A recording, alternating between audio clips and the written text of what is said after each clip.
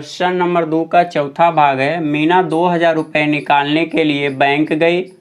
उसने खजांची से 50 रुपये तथा 100 रुपये की नोट देने के लिए कहा। मीना ने कुल 25 नोट प्राप्त किया। ज्ञात कीजिए कि उसने 50 रुपये और 100 रुपये के कितने कितने नोट प्राप्त किए। तो सबसे पहले हमें नोटों की संख्याओं को मानना होगा, क्योंकि इन्हीं की संख्या ज्ञात करनी है।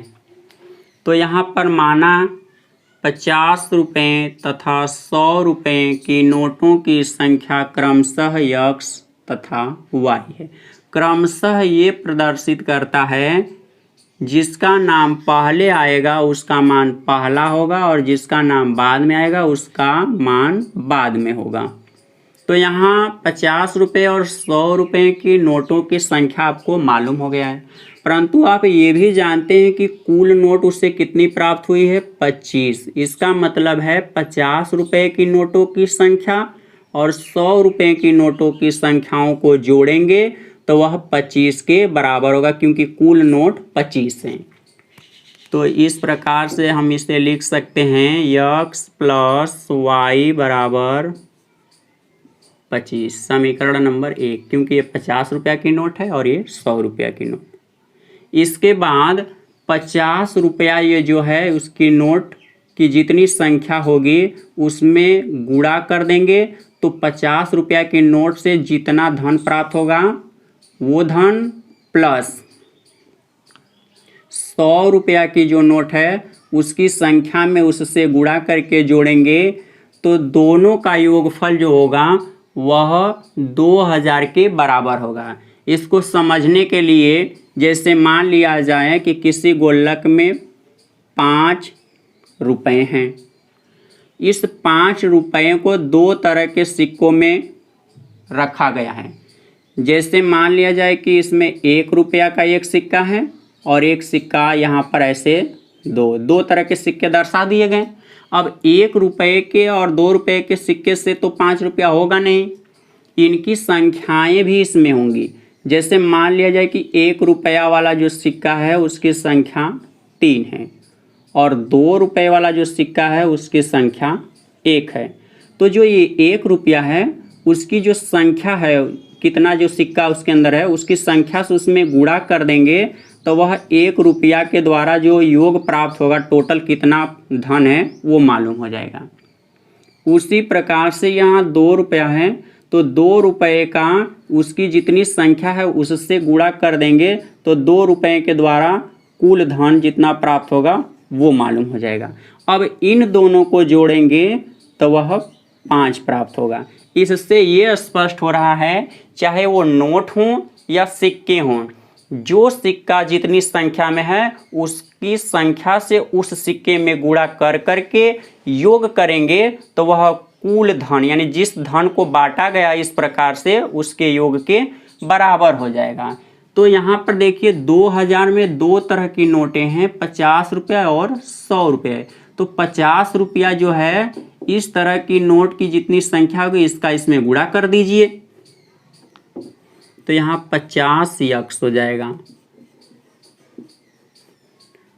और दूसरा है 100 रुपया। 100 रुपया की नोट कितनी है y, तो इसकी संख्या से इसमें गुणा कर दीजिए, तो 100 रुपया में y का गुणा करेंगे तो 100y हो जाएगा। तो ये 100 रुपये के नोटों का कुल धन है और ये 50 रुपये की जितनी नोट हैं उसका कुल धन है। इन दोनों को जब जोड़ेंगे तो वह 2000 के बराबर होगा।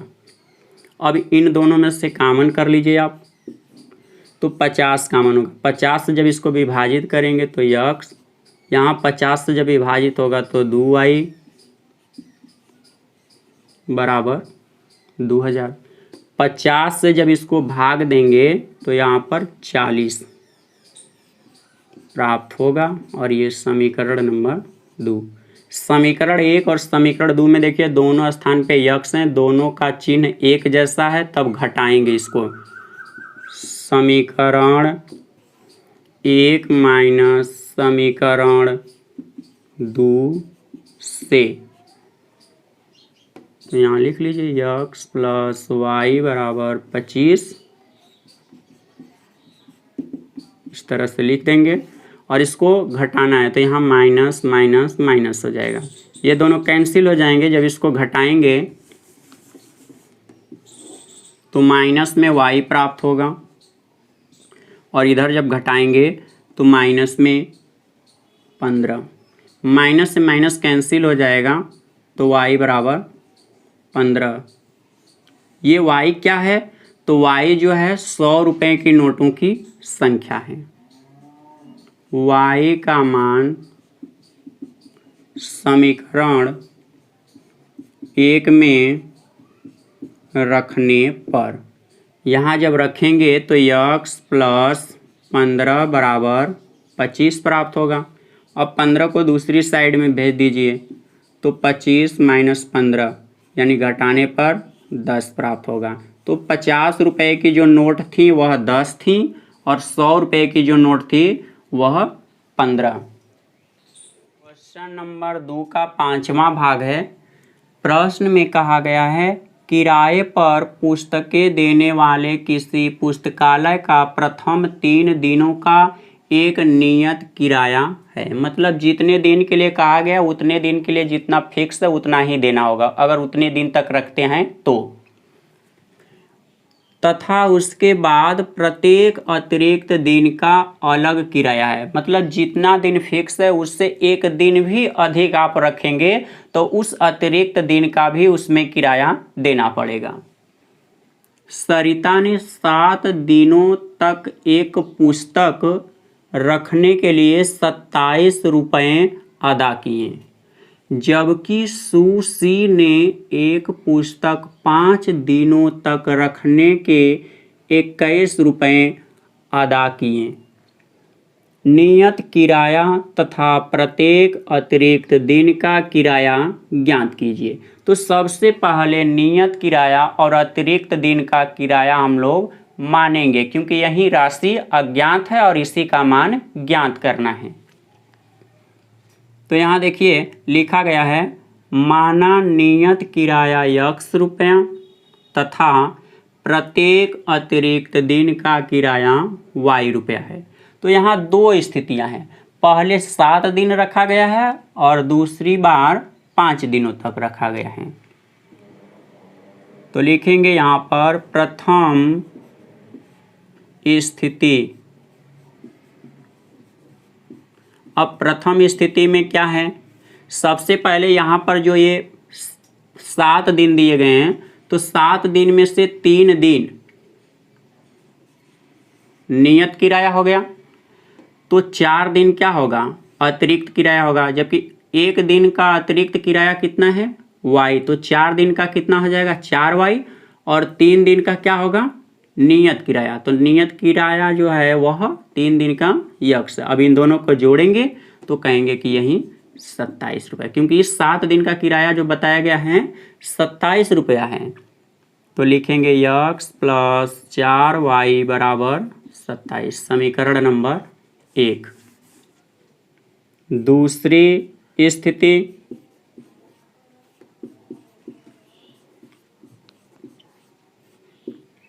तो दूसरी स्थिति में कितने दिनों तक किताब को रखा जा रहा है 5 दिन।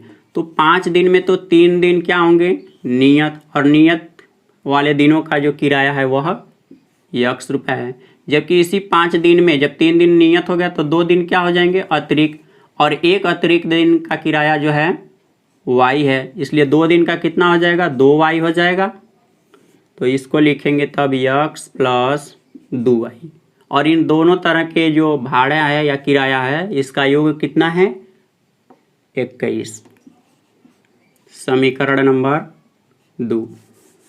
अब समीकरण 1 में से हम लोग 2 को घटाएंगे,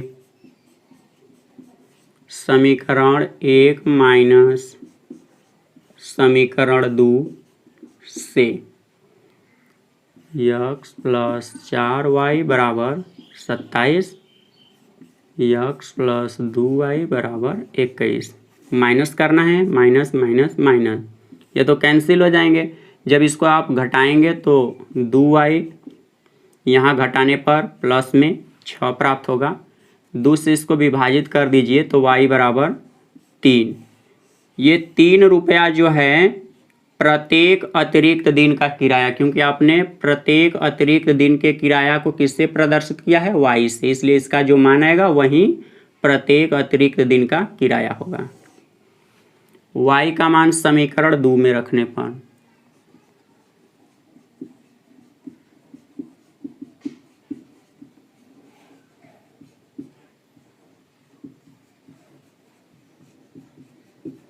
जब आप समीकरण 2 में रखेंगे तो x प्लस 2 गुणे y का मान है 3 बराबर 21। देखिए यहाँ जो प्लस में 6 होगा उसको दूसरी साइड में भेज दीजिएगा तो -6। अब इसको घटाना है तो जब घटाएंगे तो 15 प्राप्त होगा, यानी इसका मतलब है 3 दिन का जो किराया है नियत वह 15 रुपया है।